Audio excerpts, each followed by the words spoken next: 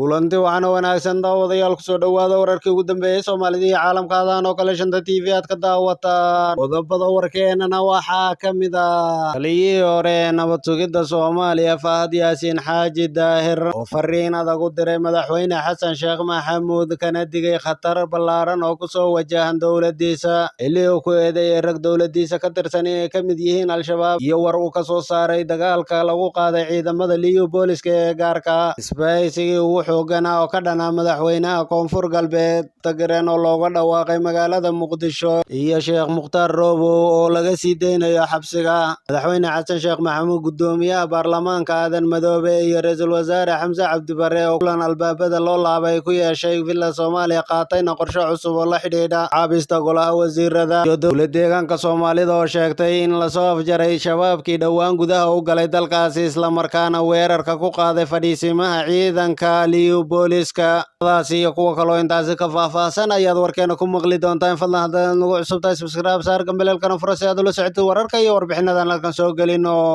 inuu ku bilownay sida hordhaca wararkeena aad maqasheen taliyihii hore nabad sugidda Soomaaliya Fahad Yaasiin Xaaji Daahir oo ku sugan dalka dibadiisa ayaa fariin u soo diray madaxweynaha Jamhuuriyadda Federaalka Soomaaliya iyo mas'uuliyiinta kale ee dowladda isagoo ka digay in khatar xooggan oo xilligani soo wajahan wadanka madaxii hore ee hay'adda nabad sugidda iyo sirdoonka qaranka Soomaaliya Fahad Yaasiin ayaa waxa uu sheegay inaan la dhayalsan karin Al-Shabaab dhawaa ka gudbay xuduudka Soomaaliya iyo Itoobiya isla markaana weerarada ku ekeeyay saldhigyada ciidan ee liyu booliska ee gudaha dalka Itoobiya arrintaasi oo uu ku tilmaamay khatar ballaaran oo ka soo wajahan kooxaha argagixisada qoraal uu soo saaray wuxuu ku yidhi Fahad Yaasiin in kooxda argagixisada ee Al-Shabaab ay ka tallaabaan xadka ee gudaha dal daris la ahaa Soomaaliya ay u gudbaan iyagoo cudud iyo ciidan wata ayna geystaan weeraro ay kula wareegayaan oo aan ahayn ku dhufo ka dhaqaaqdii looga bartay geystaana khasaare baaxad leh waa dhacda halis ku ah gobolka oo dhan waana tallaabo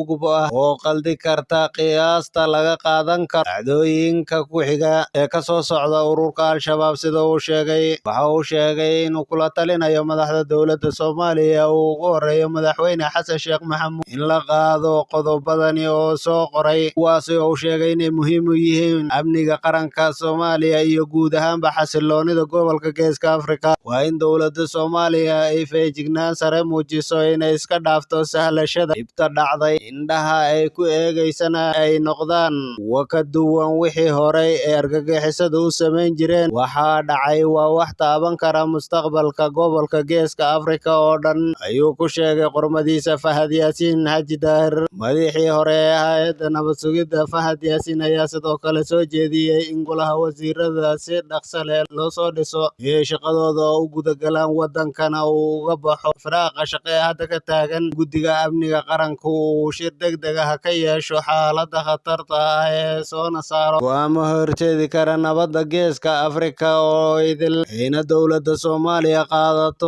horumarineed iyadoo muujinaysa in amniga gobolka uu isku xidhan yahay in la abuuro jawi kalsooni ah oo ku salaysan wadatashi joogto ah oo ku qotoma ka hortagidda khataraha amni ee wada quseeya geeska taasna lama heli karo inta amniga Soomaaliya ay madax ka yihiin shalay la safnaa ururka TPLF markii ay la dagaalamaysay dowladda sharciga ee Addis Ababa qaar kalena ay argagixisada xidhiidh wada shaqeyn la leeyihiin qodob khatar ku ah amniga Soomaaliya iyo kan gobolka labada Itoobiya waa dal aan leenahay xuduudda ugu dheer ayna muhiim tahay in labada dal ay si buuxda isuga kaashadaan amniga iyo ka hortagga argagixisada waana in xidhiidhkeena inaan saameyn guracan ku yeelanin dad dana qaldan leh ama xidhiidh la leh kooxaha khatarta ku ah nabadgelyada gobolka oo idil sida Al-Shabaab iyo TPLF hormadan ka soo baxday taliyihii hore Fahad Yaasiin Xaaji Daahir oo dalka ka maqan iyo markii la doortay madaxweyne Xasan Sheekh Maxamuud ayaa sidoo kale waxaa ka muuqatay inuu si dadban weerarayay xubno ka tirsan dowladda madaxweyne Xasan Sheekh Maxamuud kuwaasi oo dana adag oo siyaasadeed la galay dowladdii uu ka tirsanaa Fahad Yaasiin ee uu hogaaminayay madaxweynihii hore ee Soomaaliya Maxamed Cabdullaahi Farmaajo Fahad Yaasiin ayaa waxa uu sheegay in xubnahaasi xidhiidh dhow la lahaayeen kooxda TPLF ee dagaalka kula jirta dowladda sharciga ee wadanka Itoobiya halka qaarkoodna ay si hoose xidhiidh ula leeyihiin ururka Al-Shabaab oo xilligani khatar ku ah amniga waddanka Soomaaliya iyo kan gobolka oo dhan. Hadalka Fahad Yaasiin ayaa sidoo kale waxaa ka muuqatay in aan la dhayalsan karin awoodda ururka Al-Shabaab ay xilligani u leeyihiin inay geystaan weeraro ballaaran maadaama ay ka gudbeen xuduudka waddanka, weeraro toos ahna ku qaadeen saldhigyo ay leeyihiin waddan la darisa Soomaaliya. Digniinta ka soo baxday Fahad Yaasiin ayaa u muuqatay mid maangal ah markii la eego habacsanaanta dhanka amniga ee ka jirta waddanka iyo sida ay u sii xoogaysanayaan ururka Al-Shabaab waqtigani. Fahad Yaasiin Xaaji Daahir ayaa waayo aragnimo ka haysta ururka Al-Shabaab maadaama uu hay'adda sirdoonka qaranka Soomaaliyeed hogaaminayay sanooyinkii la soo dhaafay, hase yeeshee wax badan iyagoo ku guulaystay ay xukunka joogeen dowladii hore ee madaxweyne Maxamed Cabdullaahi Farmaajo. Fahad Yaasiin waxa uu sidoo kale ku soo daray digniintiisa in si dhaqso leh loogu soo magacaabo golaha wasiirada ee hadda ku daahay Xamse Cabdi Barre.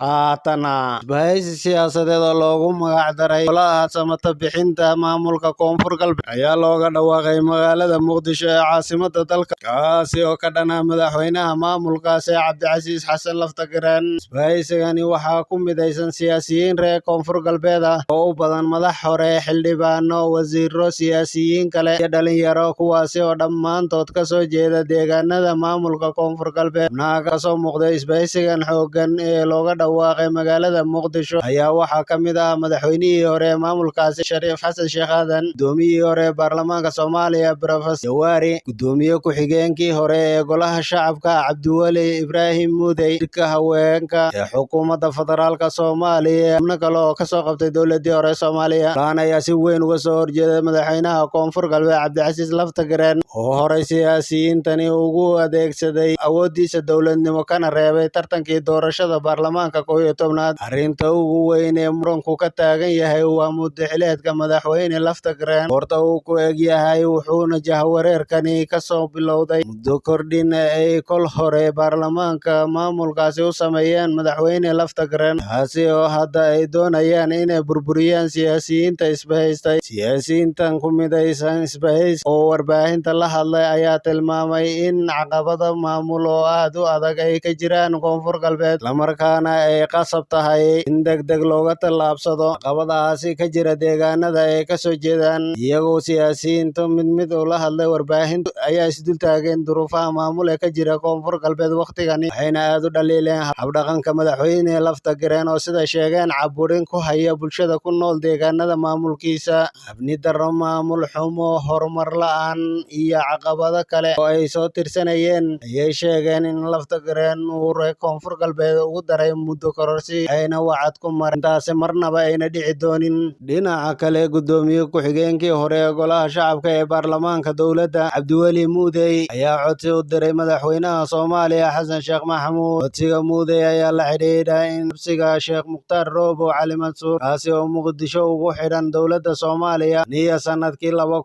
2018. Muudey oo xadhigga Mukhtaar Roobow aan ka hadlin intii uu ka tirsanaa madaxda ugu sarreysa ee dalka ee dhowaan xafiiska banaysay ayaa codsigani uga faa'iidaystay madal ay isugu yimaadeen siyaasiyiinta reer Koonfur Galbeed oo ku dhawaaqay isbahaysi ka dhan ah Laftagareen. Wuxuu sheegay Muudey in Mukhtaar Roobow uuna sharci ku xidhnayn, sidaa darteedna uu madaxweynaha Soomaaliya ka codsanayo in wadaadkaasi laga sii daayo xabsiga. Odayga Sheekh Mukhtaar Roobow waxa uu u xidhan yahay ma naqaano, mana malaynayno inuu sharci ku xidhan yahay. Madaxweyne, mas-uuliyadda dalka adiga hadda la wareegay, qofka muwaadinka ah xaq ayuu leeyahay, waana in la dhowro, sida uu sheegay Muudey Xasan Sheekh Maxamuud. Sidoo kalena Cabdiweli Sheekh Ibraahim Muudey ayaa wuxuu codsigiisa ku sii xoojiyey. Cabdiweli Muudey ayaa qaybaha dambe ee hadalkiisa ku weeraray Laftagareen isagoo ka hadlay xaaladda maamulka Koonfur Galbeed Soomaaliya, wuxuuna madaxweynaha maamulkaasi ku baaqay inuusan meesha ku ceeboobin islamarkaana la imanin muddo kororsi. Haatana waxaa la soo gabagabeeyey kulan gaar ah oo isugu yimaadeen madaxweyne Xasan Sheekh Maxamuud, gudoomiyaha golaha shacabka Aadan Madoobe iyo ra'iisul wasaare Xamse Cabdi Barre, kaasi oo diiradda lagu saaray dhismaha xukuumadda cusub ee ra'iisul wasaare Xamse Cabdi Barre. Lawareedyo aad ugu dhow kulankaasi ka dhacay madaxtooyada Soomaaliya ayaa u sheegay warbaahinta in ra'iisul wasaare Xamse Cabdi Barre uu codsaday 10 maalmood oo dheeraad ah in loogu daro waqtiga ku dhawaaqista golaha wasiirada wasiirada. Kulankani oo ka dhacay madaxtooyada qaranka ee magaalada Muqdisho waxaa la isla gartay fursadda uu dalka Ra'iisul Wasaare Xamse Cabdi Barre muddadan u codsaday Ra'iisul Wasaaruhu sii wadaya la tashiyada ku aadan dhismaha xukuumad tayo leh, waxaana madaxweynaha iyo guddoomiyaha baarlamaanka Xamse ay la qaateen qorshihiisa muddo dheeraysiga oo uu kusoo magacaabayo xukuumadda. Ra'iisul Wasaaraha ayaa dhammaystay 30kii cishe ee xukuumadda lagu soo dhisi jiray, waxayna xogtani sheegaysaa in 10 maalmood oo hadda kadib aan la soo saari doonin liiska golaha wasiirada ee dowladda Soomaaliya. Inkasta oo aysan dastuuri ahayn in 30 cisho lagu soo dhiso xukuumadda, haddana waa sunno siyaasadeed oo Soomaalidu leedahay, waxayna maalmahaasi Ra'iisul Wasaaraha u bilowdeen markii la ansixiyay, waana dhaqan soo jireen ah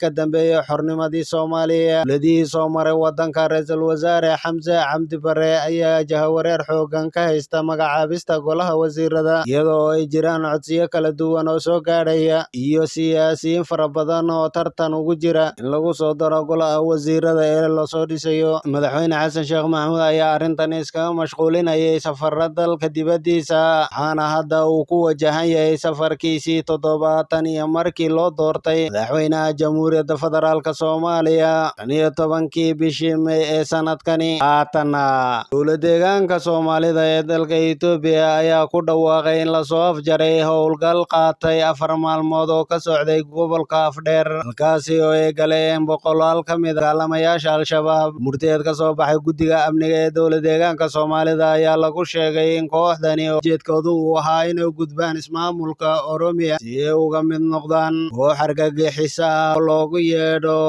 taasi oo ka dhisan waddankaasi. Murtiyeedka ayaa intaasi ku daray in ugu yaraan 100 Al-Shabaab ah la dilay intii uu socday howlgalka, kasta oo aan taasi madax bannaan loo xaqiijin karin ilaa iyo imika. Waxaa la soo afjaray kooxdii argagixisada Al-Shabaab ee 4 maalmood hor duulaanka ku soo qaaday aagga Aato ee soo gashay gobolka Afdheer kadib markii ciidamada xoogga gaarka ee dowlad-deegaanku ay ku hareereeyeen aagga Hulhul, waxaana la laayay dhammaanba argagixisadii naflacaarida ahayd ee weerarka soo qaaday. Kooxdan argagixisada ee Al-Shabaab ayaa ujeedkoodu ahaa iyo damacooduba inay galaan deegaanka Oromiya, iyagoo doonayay inay sii maraan degmada Elkari oo ay beeraan kooxda argagixisada Shiine ee ka dhisan waddanka Itoobiya. Argagixisada naflacaaridka ee Al-Shabaab, iyagoo aan gaadhin halkii ay u socdeen, ayaa waxaa laga gubay 13 baabuur ay wateen, waxaana laga qabtay dhammaanba hubkii, isgaarsiintii iyo agabkii kale ay wateen. Howlgalka ay ciidamada xoogga gaarka ee dowlad-deegaanku ay qaadeen 3 maalmood ee lasoo dhaafay ayaa waxaa lagu dilay in ka badan 100 xubnood oo ka tirsan argagixisada Al-Shabaab, sida lagu sheegay war-saxaafadeedka. Guusha ay gaadheen geesiyada xoogga gaarka ee dowlad-deegaanka Soomaalida iyo in la soo afjaro howlgalka waxaa qayb libaax leh ka qaatay shacabka deegaanka Soomaalida oo ciidamada xoogga gaarka ah garab istaagay heerkii ugu sarreeyay, una muujiyay kalsooni iyagoo ugu deeqay raashin kala duwan, xoolaha nool, bitaano, lacag iyo weliba dhiigooda ay u shubeen. Sidoo darteedna golaha ammaanka dowlad-deegaanka Soomaalida wuxuu u mahadcelinayaa shacabka deegaanka oo sidii horeyba loogu yiqiinay garab istaagay ciidankooda dagaalka kula jira kooxaha argagixisada. Qodobkaas ayaa warkeena ugu dambeeyay, sidaas iyo nabadgelyo.